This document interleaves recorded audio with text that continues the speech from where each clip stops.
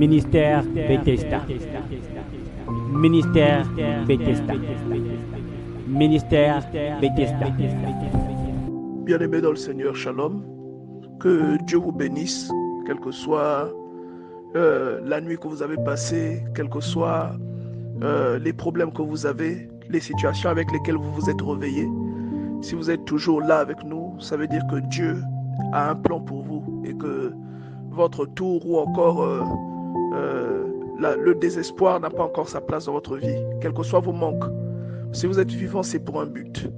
Ne vous laissez pas aller au désespoir, ne vous laissez pas aller à la négligence ou encore aux mauvaises idées, vous disant que vous passez des moments difficiles. Souvenez-vous qu'avant vous, beaucoup de gens ont passé des moments difficiles. Il y a même des gens que vous acclamez à l'église lorsque on vous raconte leurs histoires. Souvenez-vous de David.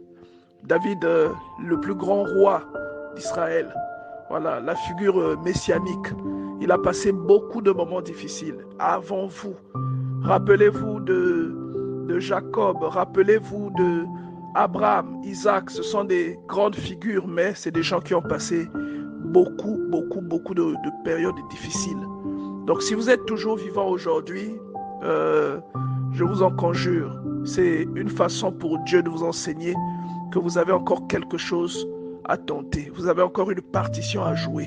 Donc ne vous laissez pas aller au désespoir. Et ici, la parole de Dieu est en train de nous montrer clairement la vie de quelqu'un de débauché. Une personne qui avait mené une vie très sale. C'est une personne qui avait couché avec beaucoup d'hommes. C'est une personne qui s'était prostituée. Vous voyez, et hier, j'étais en train de rappeler à tous les bien-aimés que il y a parmi nous parfois des sœurs qui mènent ce genre de vie.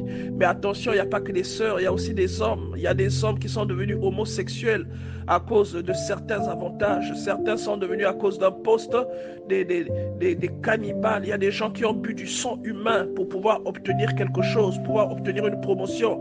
Il y a des gens qui ont sacrifié des membres de leur famille, qui ont couché avec leurs propres enfants.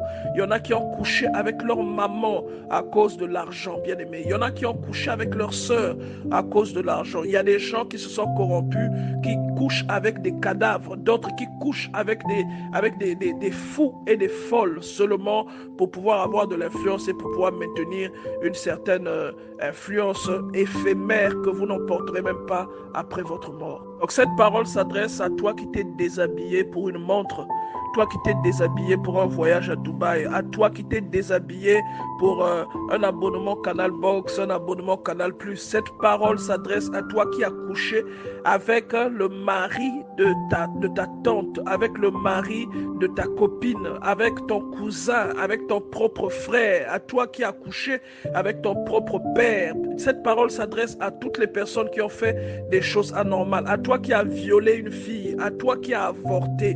Cette parole est en train de s'adresser à toi qui jusqu'au jour d'aujourd'hui vit dans le remords, tu vis avec des regrets. Le Seigneur te dit que tu n'es pas obligé de t'arrêter là. Il y a une illustration très forte que la femme qui est décrite dans cette écriture fait. Lorsque vous lisez jusqu'au bout, vous voyez que cette femme-là, elle va prendre un vase. Or que le vase en lui-même représente l'éphémérité parce qu'un vase peut se briser. Le parfum, c'est la chose la plus chère que contenait le vase. C'est comme un corps avec son esprit. L'esprit est quelque chose de cher. Ou encore, on peut dire la vie de la personne, c'est quelque chose de cher. Mais la vie, ce n'est pas le corps. La vie habite dans le corps. Mais le corps est autre chose, la vie aussi est autre chose. Et vous voyez qu'elle prend ce vase-là, elle répand le contenu de ce vase-là sur le Seigneur. Vous comprenez? Elle pleure, elle répand. Donc, Dieu est en train d'appeler quelqu'un à la repentance. Dieu est en train d'appeler quelqu'un à la repentance de toutes les actions abominables que la personne a pu commettre. Et le Seigneur est en train de te montrer cette illustration pour que à ton tour, que tu prennes ta vie et que tu la donnes au Seigneur. C'est-à-dire que le vase là, un jour, qui représente ton corps, un jour tu le laisseras. Mais il y a quelque chose qui demeurera et cette chose-là, c'est ta vie. Cette chose-là, c'est ta vie. C'est ta vie. Tu continueras d'exister même si charnellement tu meurs. Et le Seigneur veut que tu donnes ta vie. Ce que tu as de plus cher, c'est ce qu'elle avait de plus cher. Et aujourd'hui, Dieu veut que tu donnes ta vie également, bien-aimé. Vous savez, bien-aimé, il y a des choses auxquelles vous vous adonnez qui peuvent être la source de plusieurs malheurs que vous remarquez dans votre vie. Vous pouvez avoir un enfant qui n'est pas intelligent, qui ne travaille pas bien à l'école. Vous pouvez avoir un enfant turbulent. Et vous allez trouver que c'est normal parce que parfois il y a une culture qui vous manque, une certaine culture spirituelle, une certaine culture biblique. Mais les personnes qui font des recherches spirituelles, les personnes qui lisent la Bible savent que certains comportements ne sont pas normaux. Il y a des comportements qui sont des conséquences. Vous voyez, il y a des comportements qui sont les résultats d'une parole prononcée par quelqu'un. Est-ce que vous comprenez? Vous voyez le comportement que les enfants de David ont affiché? Ce sont les conséquences des actes posés par David. Dieu a déclaré une parole sur David et cette parole-là s'est illustrée exclusivement parmi ses enfants. Vous voyez? Donc il y a des choses que vous faites qui sont la conséquence de vos... Il y a des choses que vous remarquez dans votre maison, mais auprès de vos enfants. Un enfant qui devient difficile, un enfant qui devient terrible. C'est parfois simplement le résultat d'une action que vous avez commise. David a pris la femme de Trouï, Dieu lui a dit quelqu'un couchera avec tes femmes. Et c'est son propre fils qui a couché avec ses femmes. Vous voyez? David a pris la femme de Trouï, Dieu a dit je susciterai le malheur dedans de ta propre famille. Et c'est son fils aîné qui viole encore sa propre sœur. Vous voyez qu'il y a des comportements de fois que vous pouvez remarquer, c'est lié à une action que vous avez posée hier.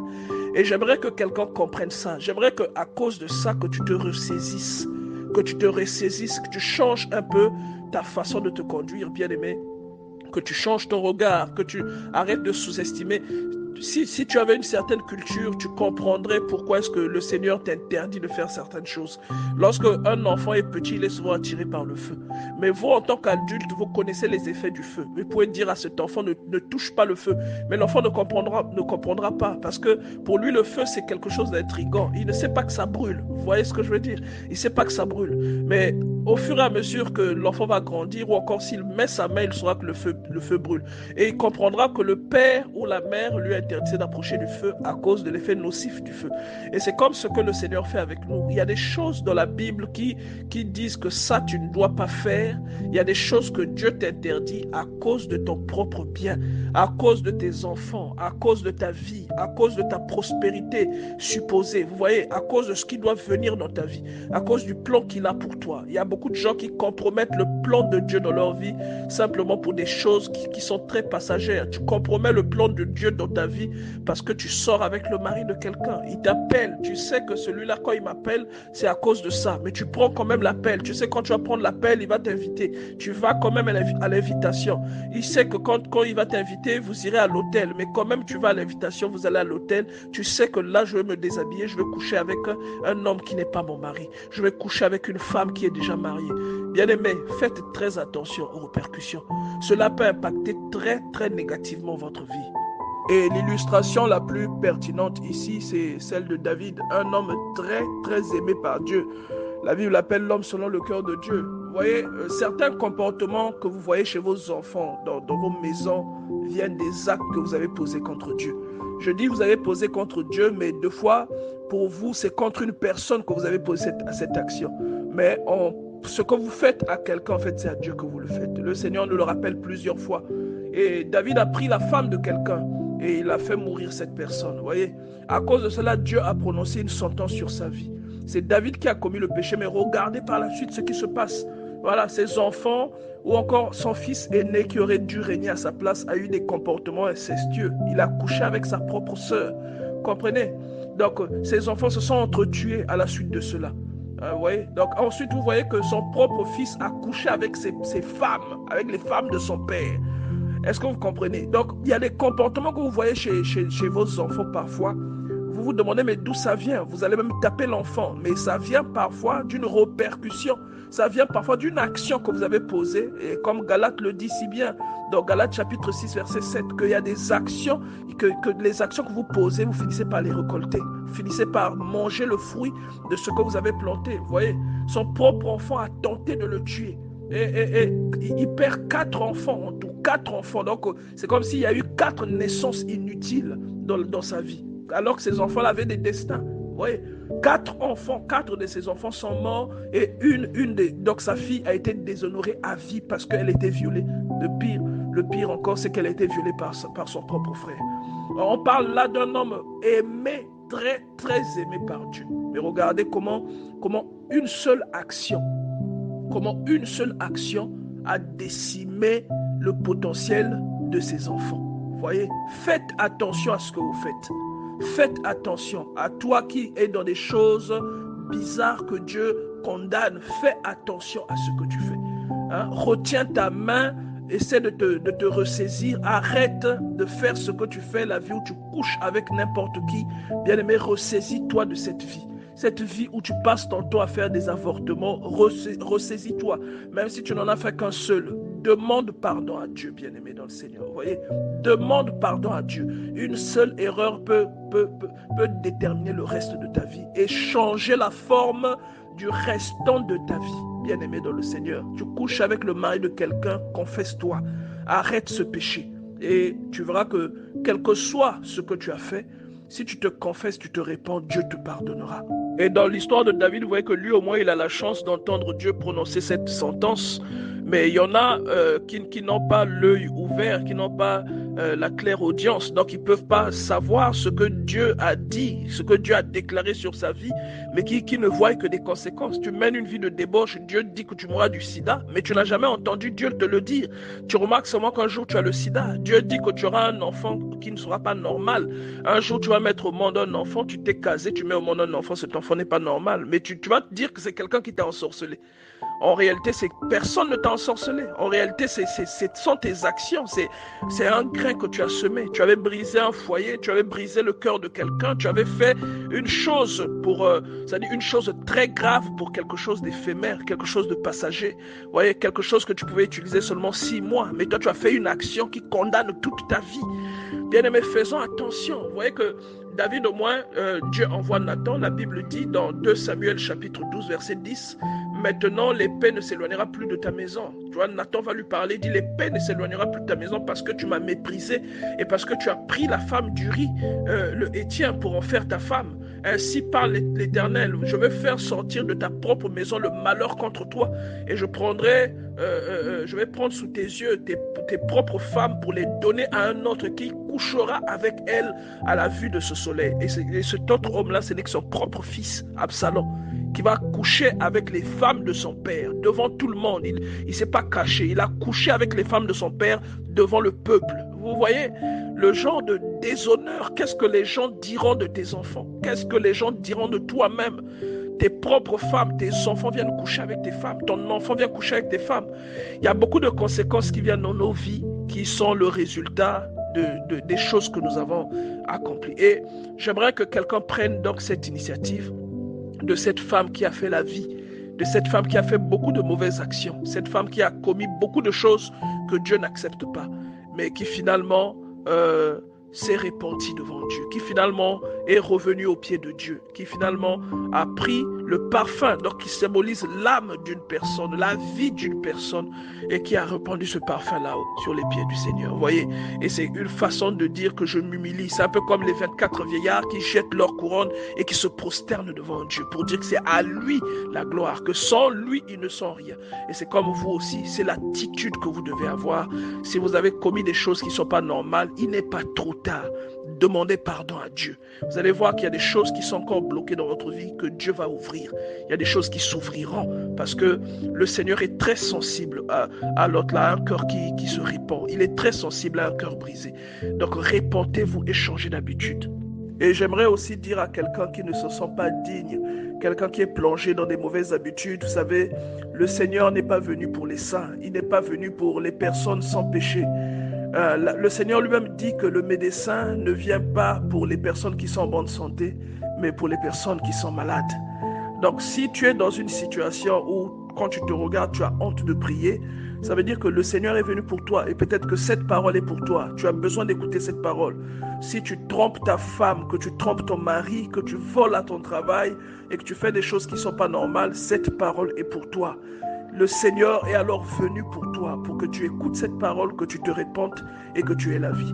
Si tu continues dans la voie que tu es en train de suivre, tu n'auras pas ce que tu attends de Dieu. Et le jour où tu quitteras ce corps, cela se passera très mal pour toi de l'autre côté. Mais j'aimerais te dire, bien-aimé, que si tu te répands, après avoir entendu parler du Seigneur, si ce que le Seigneur dit au travers des canaux qu'il utilise, au travers des avatars, des Éphésiens 4 qu'il utilise, si tu es touché par ces choses et que ces choses-là réussissent à influencer ta façon de penser et que cela a un impact sur ton comportement et finalement que tu donnes ta vie au Seigneur, je te garantis, bien-aimé dans le Seigneur, que tu auras fait un grand pas. Le Seigneur n'est pas venu pour les personnes justes, il est venu pour les pécheurs. Et la Bible parle ici dans Luc chapitre 7, verset 37, d'une femme pécheresse, une femme pécheresse qui faisait, aujourd'hui on dirait qu'il faisait la vie. Cette femme-là faisait la vie. C'est-à-dire qu'elle couchait avec beaucoup d'hommes. Nous avons commencé à parler de ça hier. Vous vous souvenez que j'avais même inversé les références. Il dit, cette femme-là, bien-aimée, elle faisait la vie. Et la vie que chacun de nous mène, ou encore les entreprises périlleuses dans lesquelles chacun de nous se lance, ont toujours une fin un jour. Et c'est à la fin que tu mesures en fait l'importance de ce que tu as parcouru. Est-ce que c'était une peine perdue ou est-ce que c'était important? Et bien aimé, il faut souvent se baser sur les exemples de ceux qui nous ont précédés. Vous pouvez voir ici dans la vie de cette femme-là qui a précédé les filles qui font la vie. Vous pouvez voir qu'elle a fait la vie, elle a pesé et elle s'est rendue compte que cette vie-là ne lui a rien apporté, bien aimé. Bien-aimé, le corps dans lequel aujourd'hui tu vis, le corps qui te permet de te mouvoir, ce corps-là qui te sert de véhicule, un jour tu l'abandonneras. Nous l'avons dit plusieurs fois ici, tu ne vas pas emporter ton corps dans la mort, tu n'emporteras même rien de ce que tu auras gagné avec l'argent de la prostitution, avec l'argent de l'arnaque. Lorsque tu mourras, si tu as couché avec quelqu'un pour devenir directeur, tu ne seras pas directeur dans la mort. Lorsque tu mourras, si tu avais couché avec quelqu'un pour avoir un iPhone, tu avais couché avec quelqu'un pour avoir une voiture, dans la mort, tu n'iras pas avec cette voiture. C'est pour te dire qu'il y a quelque chose de plus important que ce pourquoi tu te corromps. Il y a beaucoup de personnes qui font des choses ignobles à cause des choses périssables. Et dernièrement, j'étais en train de vous poser la question, j'avais affiché quelque chose ici, en disant, imaginez le nombre de personnes qui sont prostituées ou qui se sont compromis à cause de cette chose qui ne vaut plus rien aujourd'hui. Lorsque vous mourrez, bien-aimé, quelqu'un d'autre prendra vos vêtements. Lorsque vous mourrez, d'autres personnes viendront habiter dans vos maisons. Parfois même, vos propres enfants n'y résideront pas, comme la nature est constituée de personnes aussi très méchantes, quelquefois, qui viennent profiter des biens des défunts au détriment des héritiers. Donc, faites très attention à ce à quoi vous passez votre temps. Et l'attitude que le Seigneur nous recommande, c'est l'attitude que cette femme a eue. Cette femme, elle n'a pas attendu de mourir pour comprendre la réalité. Vous devez peser les actes que vous avez menés jusqu'à ce jour pour savoir dans quelle direction vous partez, vous voyez. Et ce qui est formidable avec le Seigneur, c'est que il y a des endroits où l'être humain t'a condamné. Si jamais tu te répands, le Seigneur, lui, te pardonne. Voilà pourquoi je voulais encourager quelqu'un à la repentance ce matin, bien-aimé. J'aimerais encourager quelqu'un à la repentance. Vous savez, il y a des choses que vous vivez, comme je l'expliquais hier, il y a des choses que vous vivez qui sont le résultat de ce que vous avez de ce que vous avez fait, de ce dans quoi vous avez investi. C'est quelque chose que vous avez planté en fait et qui repousse. Vous voyez, la Bible dit dans Galates chapitre 6 verset 7 que ce qu'un homme aura semé, il le moissonnera. Et la Bible commence en disant on ne se moque pas de Dieu. Que cette écriture commence à dire on ne se moque pas de Dieu. Ce qu'un homme aura semé, il le moissonnera. Faites attention à ce que vous semez. J'aimerais dire à quelqu'un, fais attention à ce que tu sèmes.